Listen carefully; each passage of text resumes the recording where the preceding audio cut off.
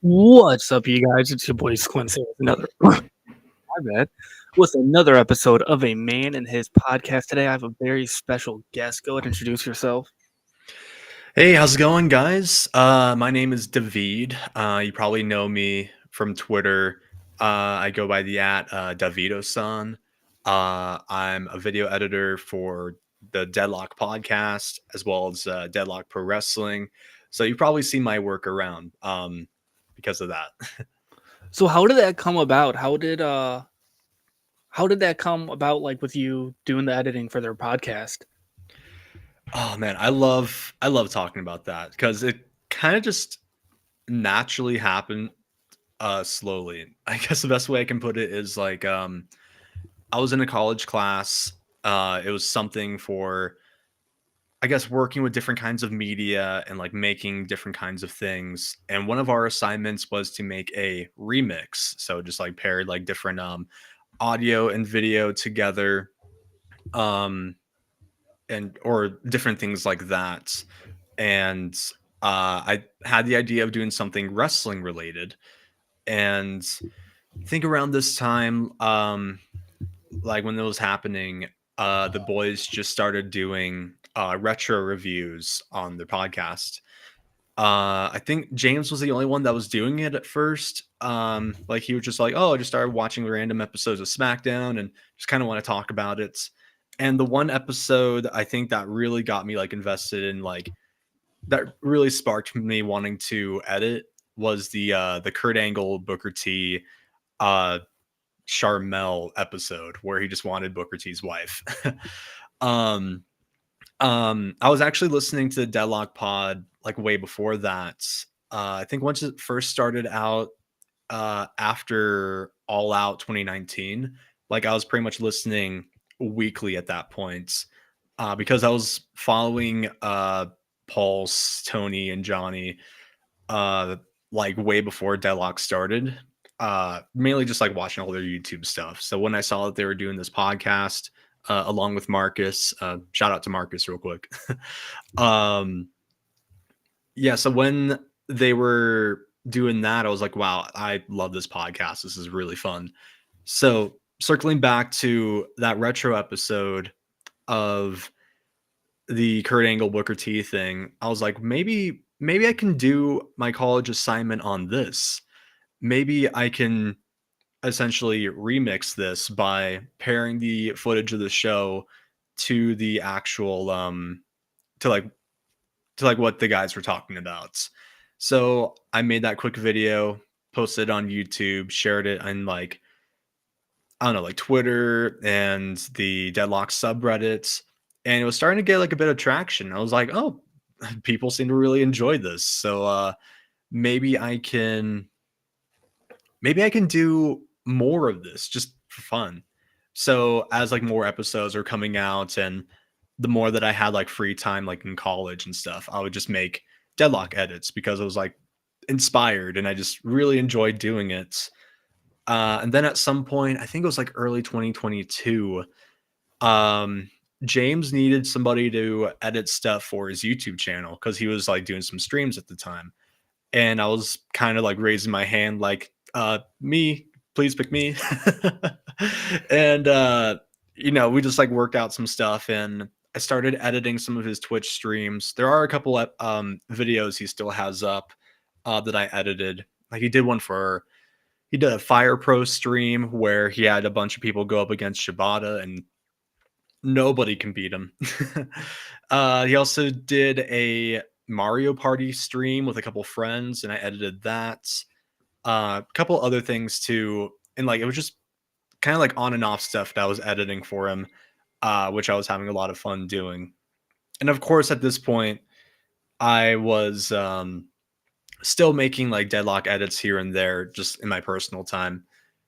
And I think the one that like really got their attention was the Kane sets Jim Ross on fire edits. It was like in the summer of 2022, and I think like that episode just came out and I was like, this is so fucking funny. I want to make an edit of this really bad. So I after work one day, I just just really put in a lot of time and effort into making that edits, and it started to get some more traction. And after that, James like messaged me. I think it was like the next day. He's like, "Hey, you want a job?" And I was, yeah, I would love a job. Like, I would love to just do this. So ever since then, I've been making like deadlock edits for the deadlock Patreon. Gonna plug that real quick. It's a series called Retro Stinks, where I'm basically going back to all their retro reviews, pairing them talking about the shows with like the actual footage. And they're like full length episodes that'll go as long as like an hour and a half sometimes. And it's just really fun stuff. I enjoy it a lot. I've been work basically, I've been working for them for, uh, is it 2 years or 3 years? I think I'm going on 3 years of working for them, and I love what I do, and I'm happy that I get to do this. So have you met the boys like in real life? No, not yet.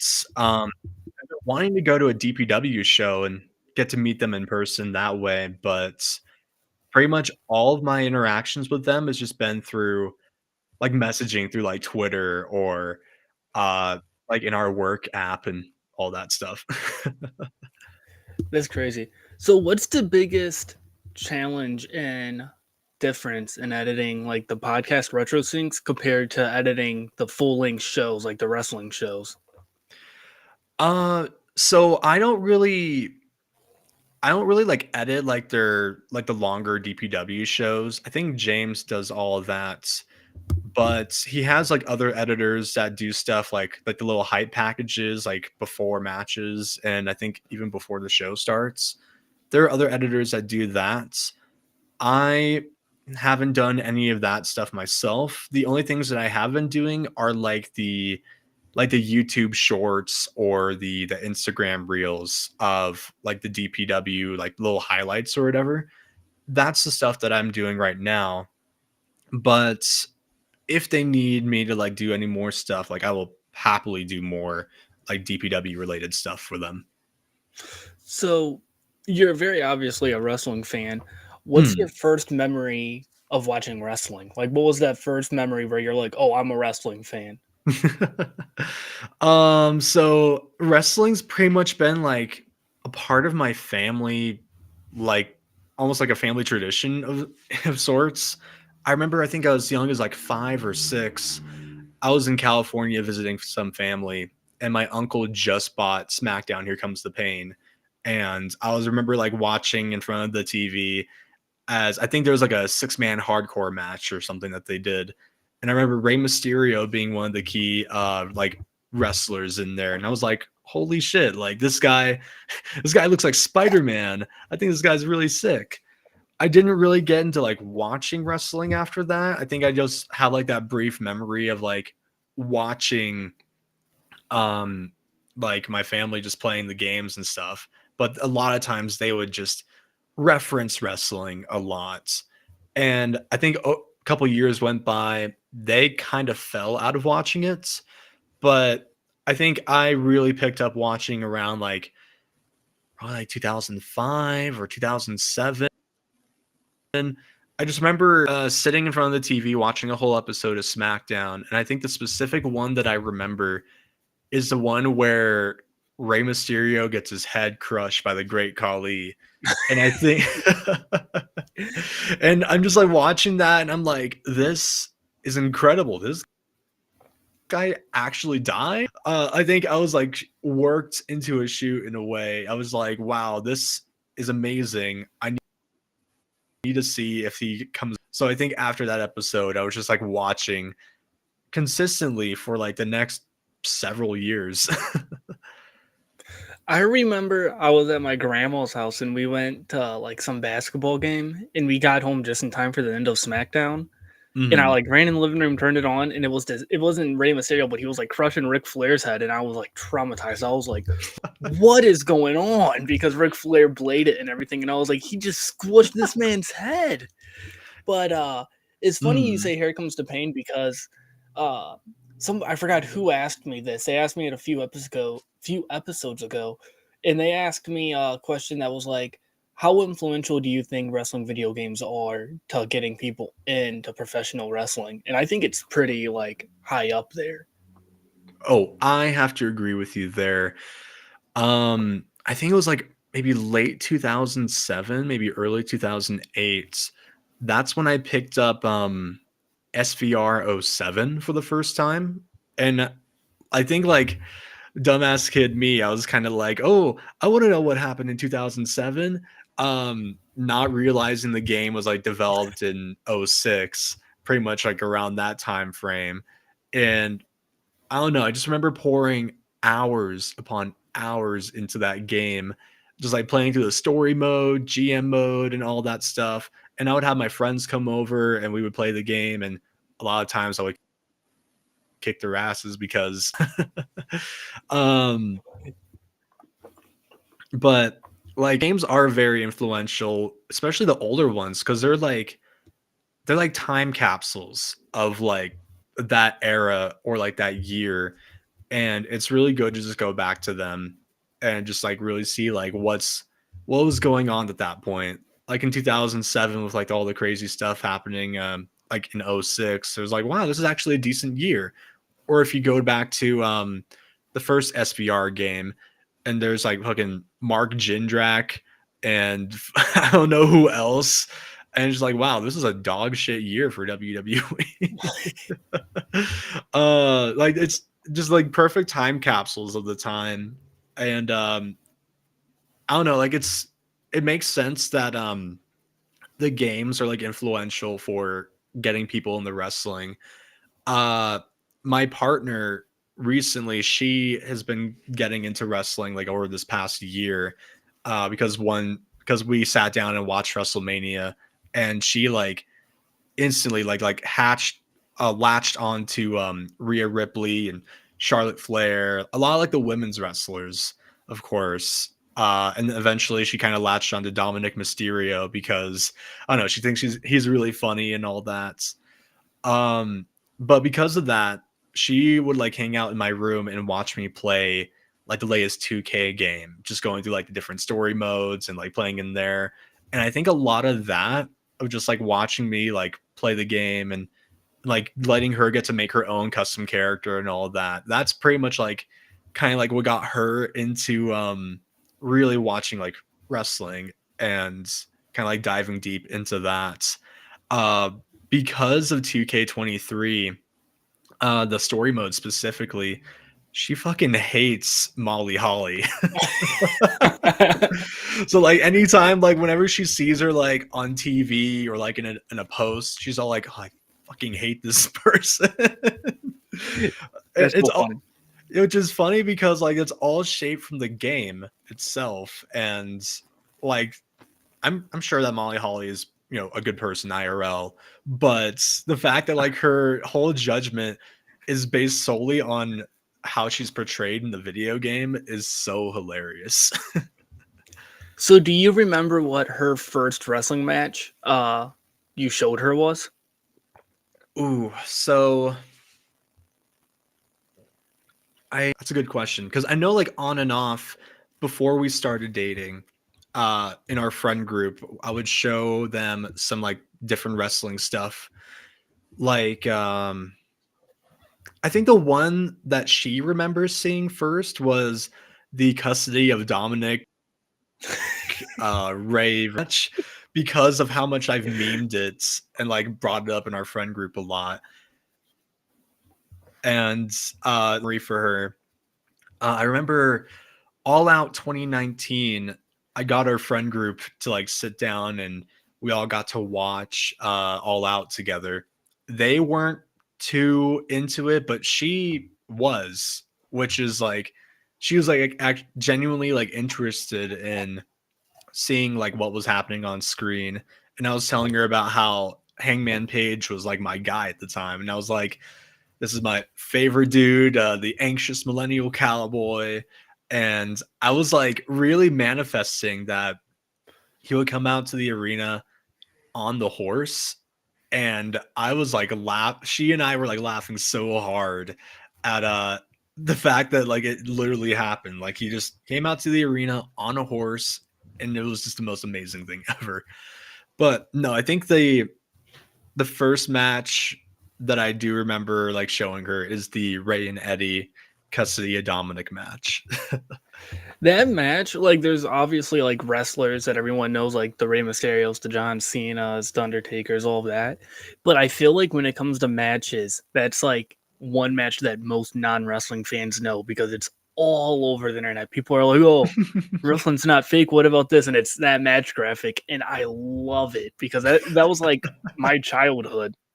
But Mhm. what's the go-to match that you show people to get them into wrestling? Oh man, that is a good question. I feel like it would have to be that ladder match just for the gimmick itself and just the shenanigans all around it. But if I wanted to show somebody like just purely good wrestling, a good back and forth, I think I would just show them their Halloween Havoc match from '97 because like no like crazy gimmicks there. It's just like two wrestlers going back and forth, uh, and it's just really good wrestling. Like that is probably like the match I would show people, um, because like Ray and Eddie are so good. Like they've always put on bangers, and that's just showing people like what the two of them can do. No, definitely. That's probably my favorite, like, just match in general. But, Hmm. but now we're gonna get into the fan asked questions. Let's These go. are we got quite a few to unload here. I'm just Hmm. gonna go in order that they pop up. Gwen Neodonna says, "Cars 3?" Question mark. Okay, so that one is it's a bit of a inside joke that Gwen and I have. There was one time I was doing a Twitch stream with her and with some of our other friends. We were playing Mario Kart, and one of our friends said like, I think jokingly, I was like, "Man, Nintendo doesn't make good games." And one of my friends is like, "What? You expecting this to be like Cars, the video game? Get out of here!" And I was like, kind of going off on him, like pretty much correcting him. I was like, "Actually, Cars, the video game, is an open world experience, and these are just like I was just like going off trying to explain, like, no, like I think my argument was the Cars games are better than Mario Kart, and he's just all like, "David, it's not that deep. Stop." And I was like, "All right, all right, all right." So Cars 2, Mater National, is it just kept going on, just like ranting about cars, and then that was just like the bit that we had going on for that stream. I wish I still had some clips of it somewhere. Um, and maybe if I go through my Twitch account, like I'll find like some clips that people took from it. But I don't know, it's just like a little funny inside joke about cars, and I'm glad that. Cody Milkman asks, ask them, ask them about what happens if you subscribe to Tier 3 on their channel. Oh no! Oh no! So another Twitch thing happens. I'm pretty sure I made like a quick little edit and sent it to some friends. I need to go find it again. But I was streaming Halo one day, and my friend Cody, he subbed at tier 1, which I don't really know how the whole tiers thing works on Twitch. Like I haven't really figured that out yet because I don't stream as often as I would like to. But I saw that he subbed, and I was like, "Hey, Cody, thanks for subbing at tier 1. If you sub at tier 3, I'll show you my feet." As a joke. And then literally like a few minutes later, or just 1 minute later, there's a pop-up that says that he subbed at tier 3. And I'm like, are you fucking kidding me? So as a joke on camera, I basically took off my socks, alluding to the fact that I was going to show my feet for him because he's a sick freak. So that's the inside joke there about subbing at tier 3. Cody Milkman is a foot freak, and I'm starting to think it's not a bit. You know, I Uh, don't think it's a bit either. I think Cody Milkman and Snitsky have a lot in common. It's funny you say Uh, that because I just seen a clip on Twitter of him, like, I forgot who it was in the ring, but he was like sniffing. I think it was like Mae Young's foot or something, and I was like, what were they doing back then? I don't know. The career that Snitsky has had, he went from kicking babies into the crowd saying it wasn't my fault to licking and sniffing feet to being completely bald and being the ugliest man on ECW. And they also did a gimmick where he didn't brush his teeth. I think like they played into him like having yellow teeth, and I remember being like 7. I'm like, oh, I'm gonna after this episode, I'm gonna have to go brush my teeth. I don't look like Snitsky. Like we're just watching that just makes you think like, are my teeth that bad? Like, is that really? It's just disgusting. This next question is from Mark of the Year contender at X Bry Guy. Ask them for their opinion on what the de facto best Tony Hawk game is. Oh yes, I am excited for that one. For that question. Well, sure. First off, sorry. Shouts out to Bry Guy. He was in my stream last night. I was talking about some editing stuff, and he and I were having like a nice back and forth, like in the chat about just different things like editing wise and all that. But when it comes to Tony Hawk, um, so I should probably like explain real quick that I grew up playing the Tony Hawk video games. Like I had all of them on PS2 back in the day, and like a lot of the games and like the music itself or like themselves are like a huge influence on the person I am today. I mean, like yesterday when I dropped my Taz edit, the song Top Billin' by Audio 2 is from the Underground 2 soundtrack. And I remember that being like a key song in the game and all that kind of stuff. Now, when it comes to the games themselves, it's kind of hard to pinpoint just one de facto, like just like one be all end all game. I have an idea for like which one I think it is, but it might change depending on like my thoughts on it. Because each game itself have like they each have like some sort of like different thing that makes them like a really good game. Like if you look at the first Pro Skater, like it was well, of course the first in the series, but it really set the bar and for like how arcade skateboarding games should be. And it was just like a lot of fun, still like really fun to go back and play. If you go to Pro Skater 2, you got Spider-Man in the game. Because like it was Neversoft that was developing both the Pro Skater series and the Spider-Man games. So it was a really nice way to like, well, reuse assets, but have Spider-Man as a playable character, which is pretty amazing. Pun intended. Pro Skater 3, there's first game on the PS2, and there's like so many like quality of life improvements they made. Like it's not just like copy and pasting the previous game. Like they added additional things. Like I'm pretty sure they added spine transfers in there, which is like a key thing for like keeping your combos going and all that. Just like a lot of physics stuff to make it a worthwhile game. And also, you had fucking Wolverine and Darth Maul as unlockable characters. I think Doom Guy was also one of them. And you also had the cruise ship as like one of the maps that you can skate around in. It was just fucking incredible. And then Pro Skater 4, that's where they really changed up the formula. Instead of having like the 2-minute time limit thing to do all your goals, you would just go to like different people around on the map to do specific goals. Like, oh, collect the combo letters, or collect these pink elephants that are just running around everywhere because I'm high as hell. Different stuff like that. And then I think my argument for like the de facto game would have to be the next one, which is Tony Hawk's Underground. like very much like the story driven game of starting from the bottom and getting to the very top, and then Eric Sparrow screws you over, which fuck that guy. Uh, uh, sidebar from that too. There's a seller on Twitter who posted that he's doing like a Tony Hawk drop. I went and ordered the Eric Sparrow shirt that he put up there. It's like a most wanted kind of thing. It's really sick.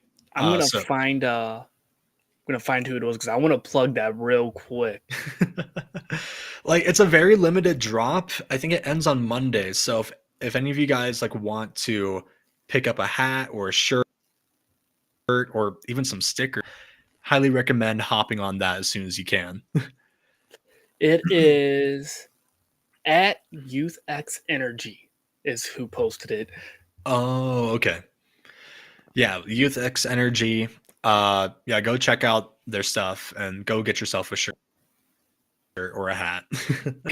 As much as I want to argue that Underground 1 is like the de facto game, like the essential one, that game does not have the classic mode where you have the 2-minute time limit and go through different goals. But it did have Iron Man and Kiss as unlockable characters and stuff, so that makes up for it, I think. Now, Underground 2, I think that's where things got even more random and weird. They were going more of like the Jackass route with Bam in the game and like Wee Man and everybody else. Like it was like more of just like, like crazy like early 2000s shenanigans rather than just like a skateboarding game. But at least he had the classic mode to collect the skate letters and combo letters and all that stuff. I think I don't know, like I enjoyed that, like having those options, but I think story wise, I prefer Underground 1 more because it's more of like it's based more around like the skate culture itself and not, oh, let's launch this dude in a porta potty into the river, or let's hang this Australian dude. Uh, let's put him in a thong and hang him off of like a power line or something. Just like very like I don't know how to describe it. It's very lol, so random. I describe that kind of story. American Wasteland, though, that would be the next game in the series. I think thinking about it now, that might be my all-time favorite game in the series because, well, it's still like that rags to riches kind of story, based like in skate stuff, but it's also mixed with the crazy hijinks of Underground 2 of like destroying stuff and building like a giant park. And you have the classic mode with like some of the old maps and everything. Uh, and plus there's like some other stuff they added into there like gameplay wise that makes it more fun. Like I think bank drops was a thing. You can do parkour and like do like flips off of walls. And they even implemented riding around on BMX bikes, which is like not exactly the thing you would think of doing in a skateboarding game, but I'm glad that it's like an option that's in there. Um, I don't really remember much from like Project 8 or I think it was like Proving Grounds was the next one. Don't really remember much from those games, but when it comes to like that stretch of like Pro Skater 1 to American Wasteland, those are the games that I poured so many hours into and of. So I think depending on the day, I think the all-time like Tony Hawk or like the de facto ones would have to be Underground 1 and American Wasteland. I love the Tony Hawk games. The first one I played was Underground 2 because I was a huge Jackass fan as a kid. And when I seen that like Bam and Wee Man were in it, and I was like, oh, I need this. I need this. Did you ever play the Jackass video game? No, I haven't. I keep forgetting that's a thing though. I like a lot of people do because I what's it called? I bring it up every so often, and people are like, "Wait, that's a thing?" I'm like, "Yeah, it's a thing." It was a very different game, I guess you could say.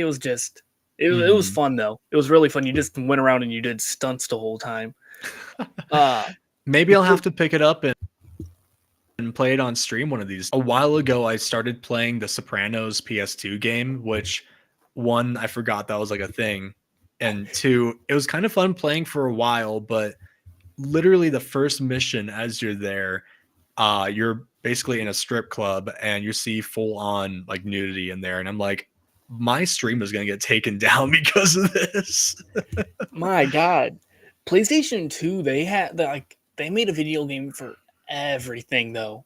Like on the Mm. PlayStation 2. Like it's so funny. Like they had a Scarface video game, Flushed Away video game, Over the Hedge video, like games you didn't or like movies you didn't think would get a video game had a video game.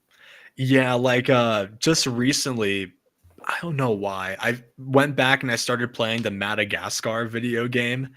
Um and I don't know, it was actually kind of fun because like for like a licensed game, I mean it was janky as hell, but it was fun just getting to go through the different levels and they're basically just like collectathons of like, oh, get all the things and destroy the objects or whatever, which that's a lot of like licensed games in that era. And that's what it was built upon, but it was fun. Most definitely. Before we get into the next question, I do want to remind the chat that we are live, and if you want to, you can comment and we will answer your questions live on air.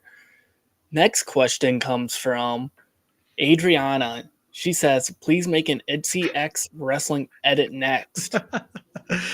Oh, shouts out to Adriana real quick. I'm glad that like I think recently she's been getting into K-pop, and I think ITZY is like one of those groups that's like really big for her right now.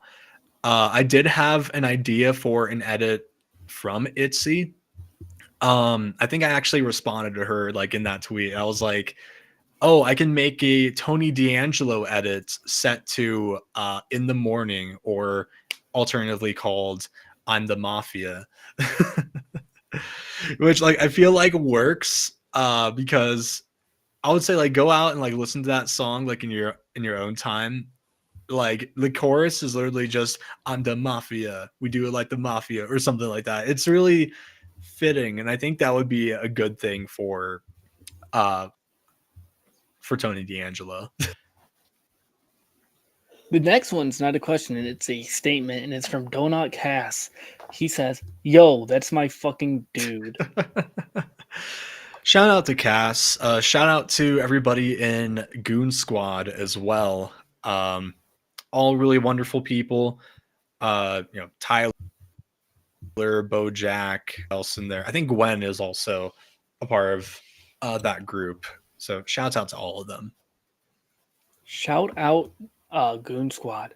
Next question comes from Zach Ruber. He asks, how long does it take you to edit a retro sync? Oh man.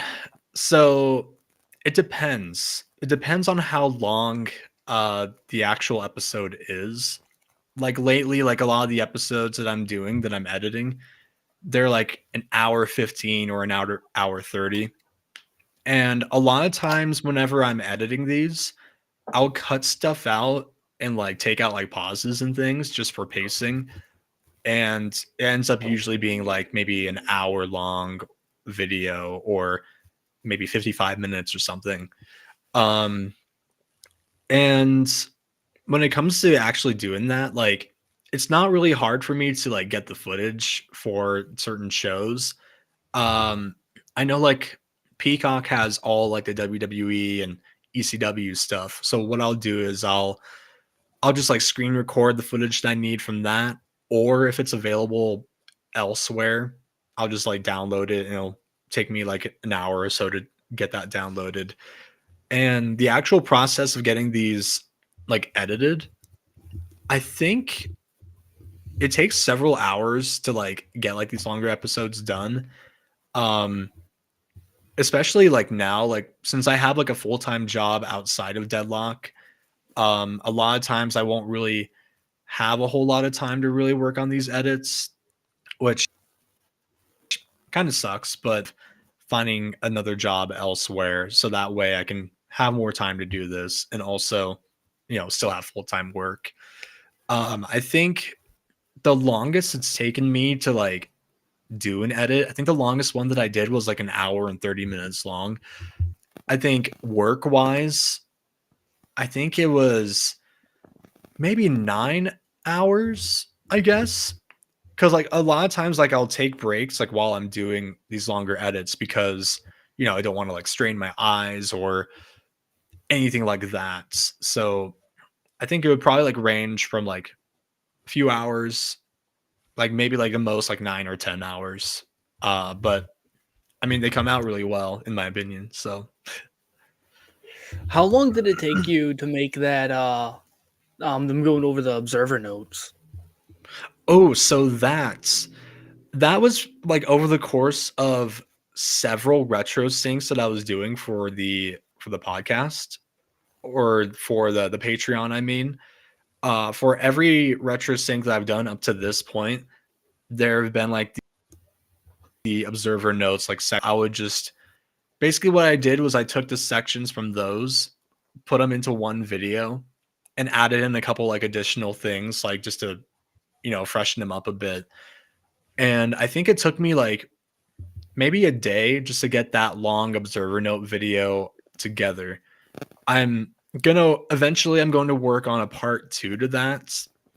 Uh, I'm not sure if I'm gonna wait like over the course of getting more of these retro syncs done that have the observer notes thing, or if I'm just gonna go out of my way to get that section from every review and then make like a second video, which might end up being like another 2 or 3 hour jaunt.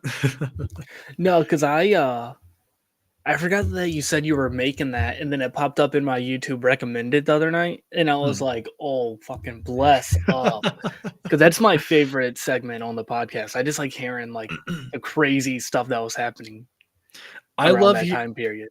Yeah, I love hearing about that stuff too. Like whenever they go out and like look for those like notes and things, because it's like again, like back with the video games too. It's kind of like a time capsule of what was happening in that moment in the context of the shows they're reviewing.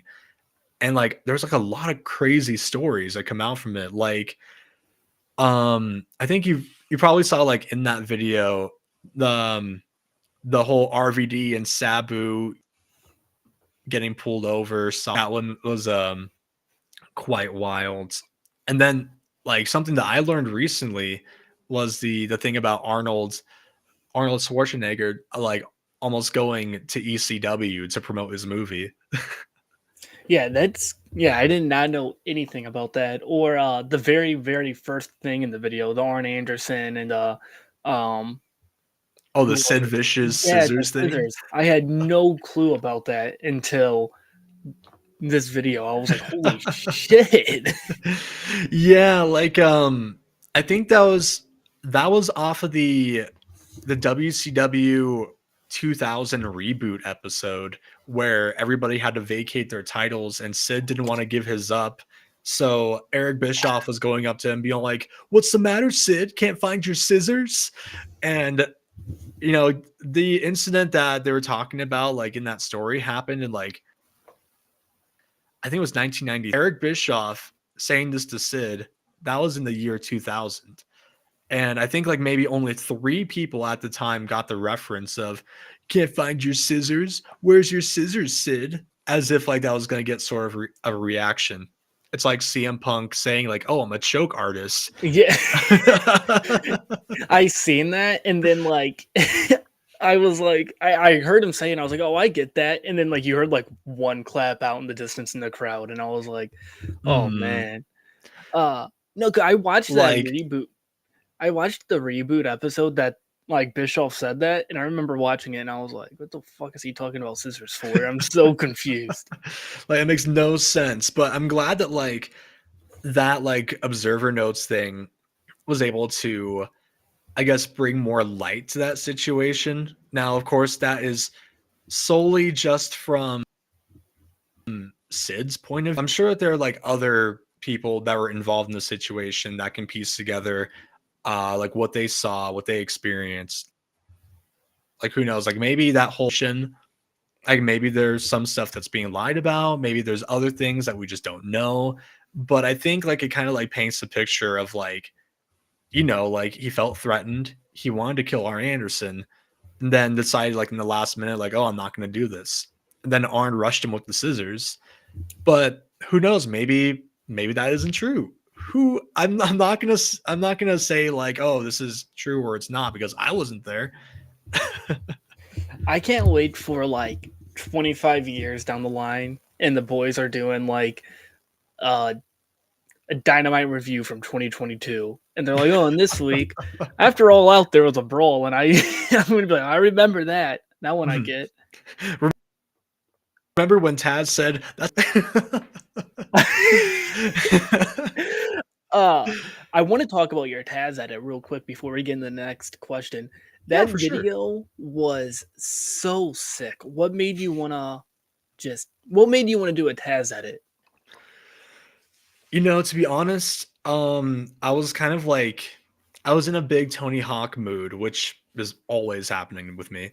I was listening to the Underground 2 soundtrack and Top Billin' by Audio 2 came on. And I was just like really vibing with that song because of like how simple of a beat it is and how good the song is. And then like when the words Top Billin', I remember this very specific commentary line from one of the old SVR games where Taz, I think Michael Cole, he's all like, he's Taz and I'm Michael Cole. We're here in the city of brotherly love or something. And Taz is all like, hey, I got top billing tonight. I'll pay you later. Because like a lot of other times in the commentary for the games, and Michael Cole will introduce himself first, and then he'll introduce Taz. It's like, here with Taz at ringside. And I think that's like the one instance where it's like, he's Taz and I'm Michael Cole. So like pretty much putting him like at the forefront of like introducing themselves. And with him being all like, hey, I got top billing. I'll pay you later. That's kind of like what struck a chord with me. And I'm like, oh, I could do something with this. So then I decided to do like a whole deep dive of solely ECW stuff with Taz. I actually tweeted something out like before I started the edit. I was like, what are some of your favorite Taz moments? I need it for research purposes or something like that. And a lot of people were saying they're mainly like listing like a lot of the meme stuff of like, oh, playing Final Fantasy 2, brother. That's Yuna.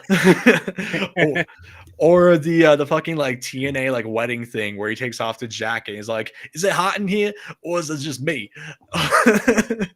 And just like a lot of like the meme stuff. And I'm like, this is cool and everything, but I kind of want to make this more of like a fitting, like serious edit and Yeah. not just like memes. And somebody did like list a couple like matches and moments like from ECW and when he first showed up in the WWF. And I was like, oh, okay, these are actually good suggestions here. No offense to those that, had their memes that they wanted to see, but I don't think like for what I wanted to do with the video, those were really going to work. And I was also like, I'll admit I went on Cage Match. I looked through Taz's like entire history through his career, looking for different matches and things. And I even like found an article that somebody wrote of like top 10 Taz matches of all time. And there's like a lot of WWF stuff, but I mainly wanted to focus on his ECW run. He did basically all of his best work. So it was pretty much like centered around that and kind of like, I don't want to portray Taz as a joke in the edit because he was done so dirty in the WWF and I think in TNA as well. But like in ECW, he was a fucking badass. Like he like he was just like throwing dudes left and right, just like hitting heavy with like his Taz plexes and everything. And I was like, this is so amazing. And yeah, so I think like the main influence was that song from Tony Hawk as well as the what's it called? The commentary line from the video game. We're like, oh, I want to make some magic here.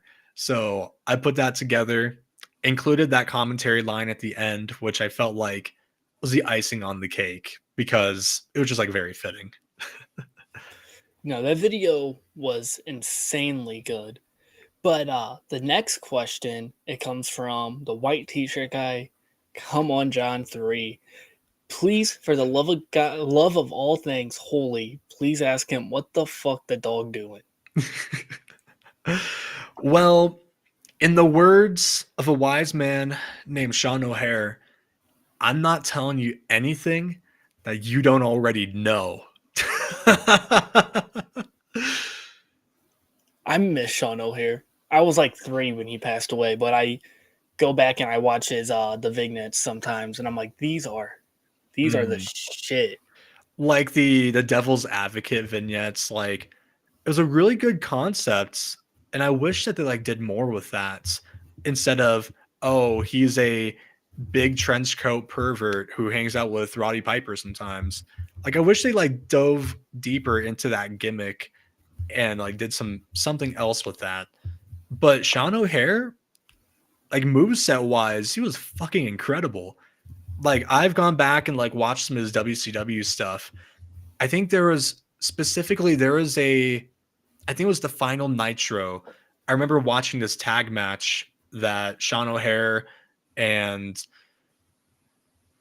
I forgot who he was teaming with. They were just putting on an absolute banger. Like those, they were like some workhorses in that match. And like the Shanton bomb, amazing for like a move like that for a guy his size to be able to do.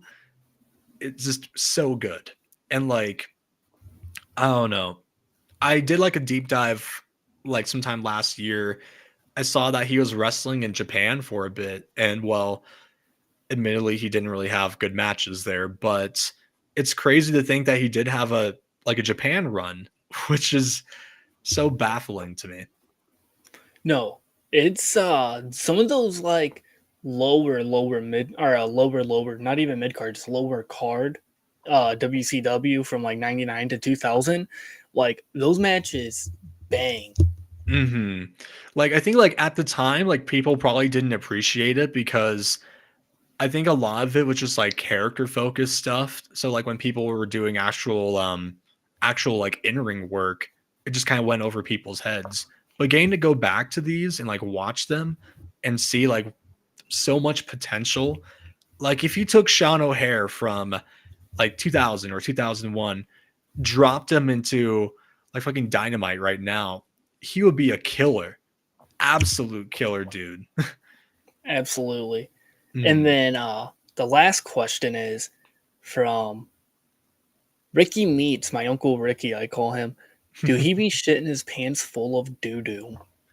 Yeah, you know, I already shit my pants full of doo doo before I got started. uh, the funny deadlock joke. I think it might have been from the Patreon shouts outs. Somebody said, "I shit my pants full of doo doo," and the guys just like ran with that for a while. I don't think they quote that as much nowadays, but occasionally I'll tweet it out with like something that happened on Dynamite or WWE or whatever the case is. But I don't know, it's like a funny quote that I think people have associated me with that for some reason. So the fact that like they asked like, "Oh, is he shitting his pants full of doo doo right now?" I'm like, "Okay, this is my legacy." This is my legacy. And then also, I just realized that the porn bots have evolved, and OT the Olive or O the Olive commenting. She said, "Exciting news! Can't wait to tune in for Davidson on A Man in His podcast. Drop your questions and topics below. Retweets appreciated. I appreciate you, Olive. Thank you." This the next porn segment, the porn bot shouts out to you. I'll look for your nudes in bio. yeah, I'll look for your nudes in bio. Or what else do they say now? They just say like boobs in bio, and I'm like, all It, right, thanks. it's like hot ass in bio or something like that. And a lot of times, like I love just retweeting those and saying just like the most offhanded shit. I think like one time I posted, it was a couple days ago, I posted a picture of Big Show on a computer, and I was just like, not now. Because they were like, oh, hot boobs in bio or something like that. And it's like, no, not not right now. That's where I got that picture from because I just used it yesterday. Mhm. Because somebody tweeted out, they're like, "When did ECW jump the gun for you?" or something like that. And everybody in the comments and quote tweets were like, "Oh, just incredible this, just incredible that." So I tweeted that picture and I said, "Just incredible," reading the quote tweets. And I was like, "Where did I get this picture of WCW Big Show with long hair typing at a computer?" Yeah, I think I got that picture from somebody else who posted it on the timeline. I can't remember who it was that did that, but it was just so jarring. And like I sent that to my partner and she was like, "Oh my god, he looks so young. Look at all that hair."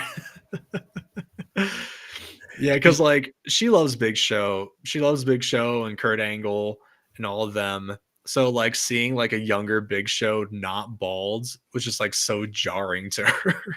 You need to show her the segment where Big Show choke slams Kurt Angle off the balcony, and Oh, Kurt Angle's laying there like Peter Griffin. so before she got into wrestling, I actually did show her that. So funny thing with that, I did a deadlock retro sync of that episode where Big Show choke slammed him off the SmackDown ledge trademark. Um, and for a lot of times, what I've been doing for these retro syncs is I'll make like a fun little intro before the actual episode starts. So what I did was I pretty much made like a short little hype package of Big Show pretty much going crazy this episode with like the Nightmare on Elm Street theme playing in the background. And I use like the font used for the Joker movie as like subtitles that would show up. I'll find it again. I'll probably post it on the Twitter just so people can see that again. Um, but I showed that to her and she really enjoyed that because it just really framed Big Show as like this psychotic monster who just killed a man because he felt like everybody was laughing at him. He basically went Joker mode. He I just seen Kurt Angle. He was talking about it on, I don't know if it was his podcast or another one, but apparently it was his brother who took that bump. Oh, really? Yeah, because if like I don't know how recently you've watched that segment, but like they cut to like him like screaming at Kurt because Kurt went up there to save Tori, and then they cut over to Tori, and when they turn around when Big Show's grabbing Kurt Angle, uh the neck's smaller, like because Kurt Angle has like that giant neck from all those surgeries, and like I Mhm. never noticed it, but he's like, Kurt was like, yeah, if you look at it, like he's shorter, he has a skinnier neck, and apparently it was like a 20-foot drop onto like a crash pad, obviously, but it was like 20 feet before the crash pad. Oh my god. I'm gonna have to go back and rewatch that now because that is messing with my brain. That's not real. The Yeah, I fact know. I had to go back and watch it, and I was like, "There's no way it was Eric." And then I was like, "Holy shit, it was!" Like mm, it's, but yeah, because they look so similar, like Eric Angle and Kurt Angle.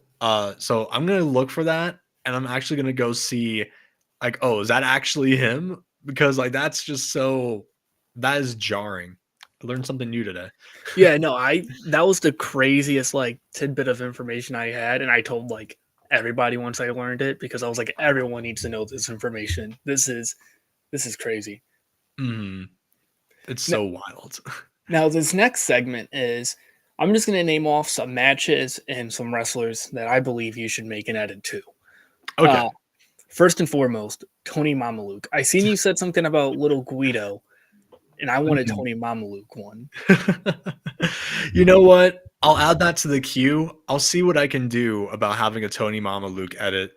I don't know if like maybe I can cheat and have both Lil Guido and Tony Mama Luke, just like a whole like FBI themed to Out of Touch by Hall& Notes.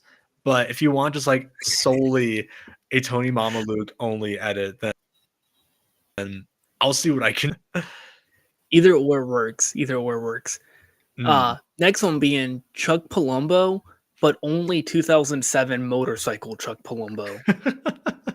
When he was hanging out with Michelle McCool. Yes, that's the exact era I'm talking about. And then this one, I think I told you on the timeline once, the Viagra on a pole match, which I'm surprised no one's done yet.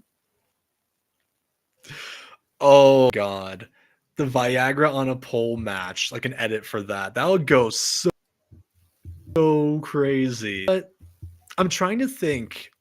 I'm trying to think like what K-pop songs can work for that specifically. I have an idea for one. There's one song that's all like, oh man, it was like kiss, kiss, kiss, baby, touch, touch, touch. Like it was like something like that set to the Viagra on a pole match. I feel like would be kind of fitting. Okay, you know what? I'm adding that to the queue. I'm gonna do that one. That's awesome. And then this last question I ask every guest before we wrap up the episode. If you had one piece of advice to give to anyone, it doesn't have to be related to video editing, just any piece of advice, what would it be?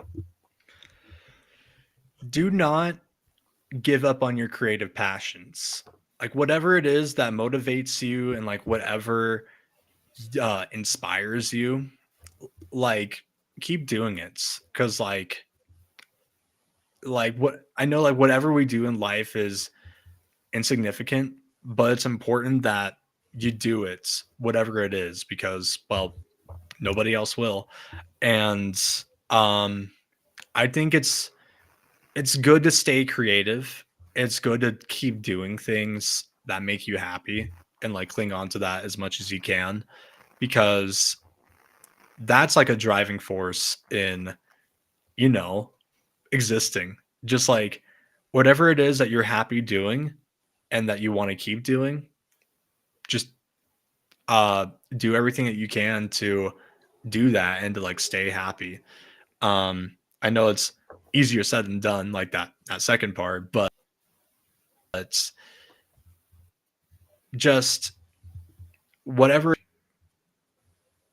uh I guess just do it. I think I don't know. There isn't like really much of an eloquent way that I can really put it of just like I don't know, like stick to your passions, like do not give up on what you want to do in life. I think that's essentially like the whole thing I'm trying to get at. Yeah, definitely, definitely. And then, is there anything you want to plug, social media, stuff like that? Oh yeah, I can plug a couple things. Well, want to give a big shout out to the Deadlock Boys and all the stuff that I do for them.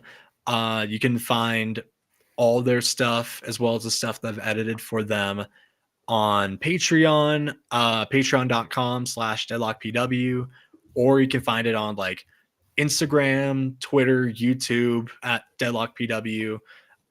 You can find like a lot of the shorts and the retro syncs.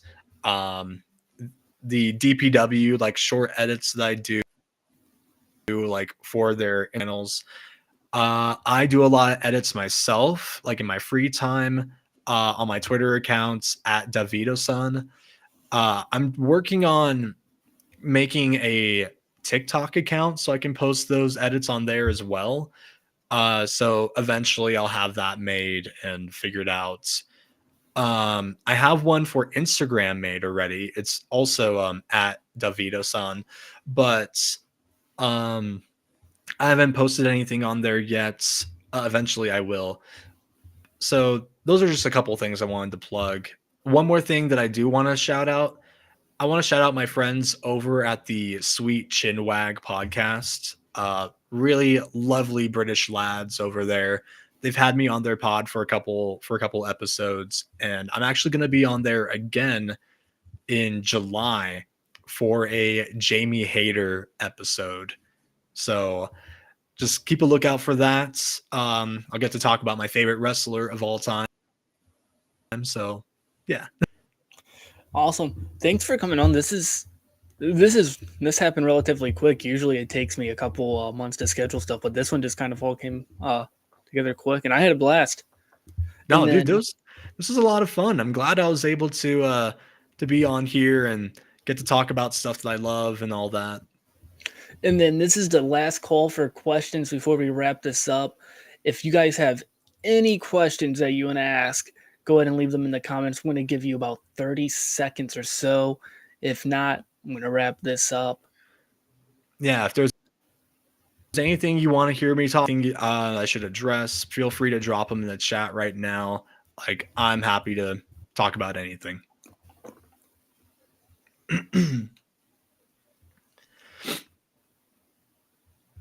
Gotta start typing away, guys. Just kidding.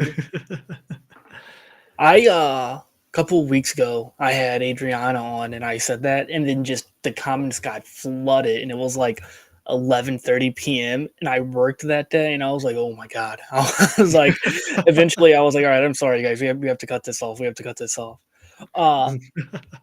But that's going to do it for this episode, guys. As always, you can leave a thumbs up or a thumbs down. You can leave 1 star, 5 stars, like, comment, subscribe, merch and description. I'll be at St. Louis Anarchy May 31st.